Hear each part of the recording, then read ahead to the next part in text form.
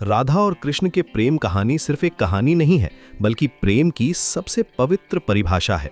जब हम आज के समय में प्रेम के बारे में सोचते हैं तो अक्सर हमारे मन में पोजेशन का भाव आता है, लेकिन राधा कृष्ण का प्रेम इससे कहीं ऊपर था। ये था प्योर डिवोशन का प्रेम, जहां किसी को पाने की चाह नहीं बल्कि सिर्फ प्रेम करने की भावना थी।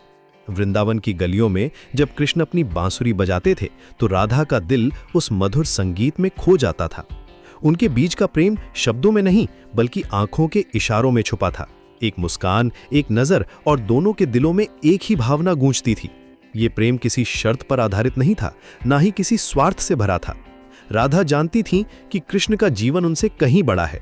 वे जानती थीं कि एक दिन कृष्ण को वृंदावन छोड़कर जाना होगा अपने कर्तव्यों को पूरा करने के लिए, लेकिन फिर भी उनका प्रेम कभी कम नहीं हुआ। यही तो है सच्चे प्रेम की निशानी, जब आप किसी से इसलिए प्रेम करते हैं कि वो खुश रहें, ना कि इसलिए कि आप खुश रहें। जब कृष्ण मथुरा चले गए तो राधा का दिल टूट गया, लेकिन उनका प्रेम नहीं टूटा। वे हर पल कृष्ण को अपने दिल में महसूस करती रहीं।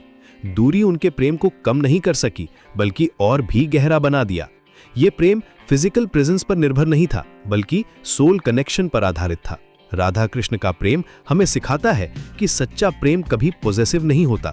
ये फ्रीडम देता है, बांधता नहीं। जब राधा कृष्ण को जाने देती हैं तो वे ये साबित करती हैं कि प्रेम का मतलब किसी को अपने पास रखना नहीं, बल्कि उनकी खुशी में अपनी खुशी ढूंढना है। आज भी जब हम राधा कृष्ण का नाम लेते हैं तो हमारे मन में प्रेम की सबसे पवित्र छवि आती है।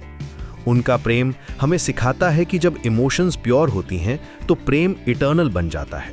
ये समय की सीमाओं को पार कर जाता है और हमेशा के लिए अमर हो जाता है। राधा कृष्ण की कहानी सिर्फ एक मिथोलॉजी नहीं है, बल्कि प्रेम का एक आइडियल है। ये हमें बताती है कि सच्चा प्रेम वही है जो बिना किसी शर्त के, बिना किसी एक्सपेक्टेशन के किया जाए। जब हम इस तरह प्रेम करते हैं तो हमारा प्रेम भी राधा कृष्ण की तरह टाइमलेस और इटर्नल बन जाता है।